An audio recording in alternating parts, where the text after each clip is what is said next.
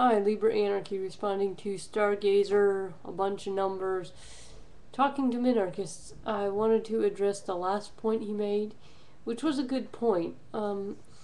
He said that many people need time to come around to anarchism because there are things in our society that is systemic, that are systemic, um, and it may be hard to find out that a person, like a parent or a teacher or a friend or and say an elder in a church, or some kind of religious setting, people that have taken care of you and that you came to trust, essentially lied to you.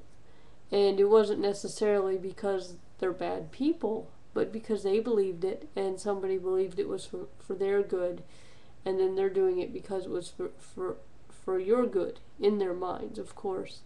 And sometimes this isn't just lies, this is abuse, and then justification for abuse. Abusive parents don't think, boy, I want to abuse my kid today.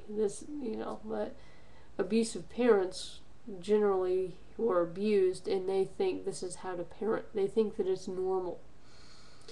And I understand I'm using emotionally charged words just like you were. But your point was illustrating that sometimes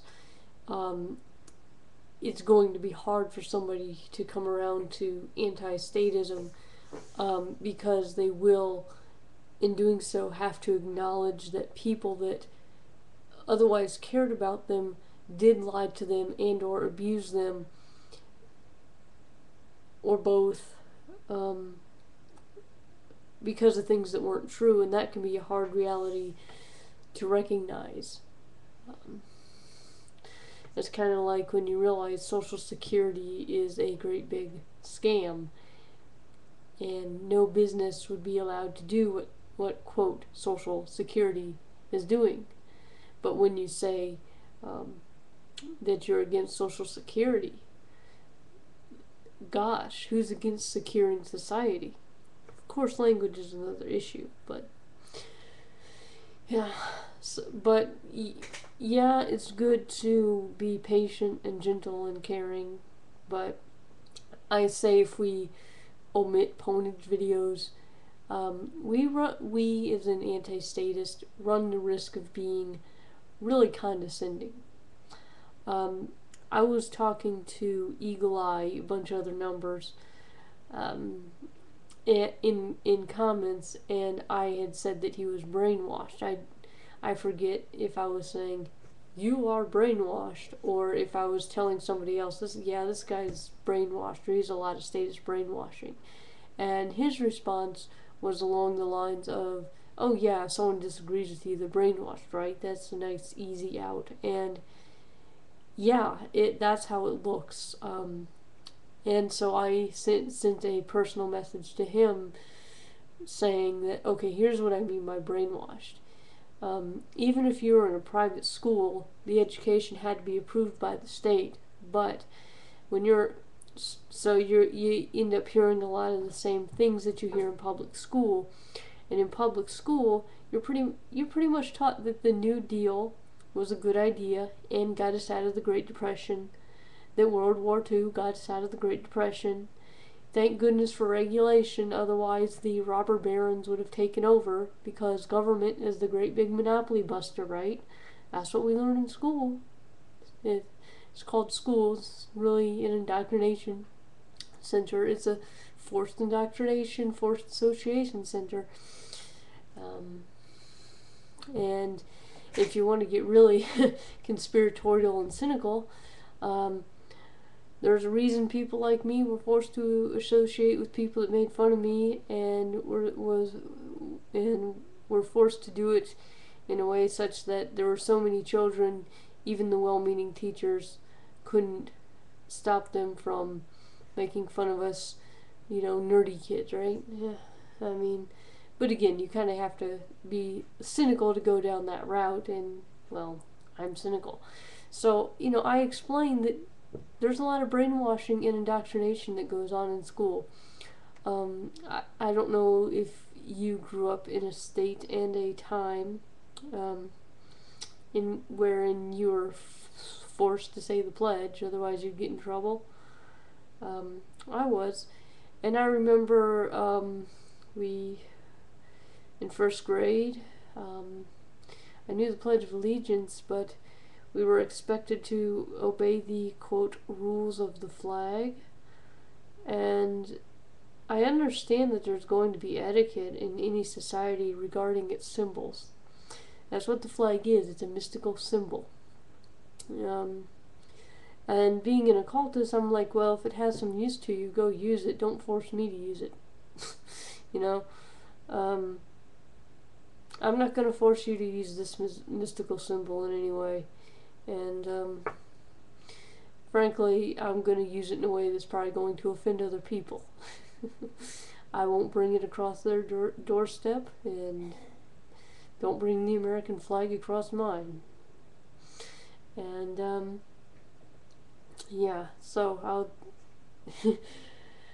I'm getting a little off topic, but my point is, and so I explained that there was all this brainwashing that went on in school, and that I was brainwashed too.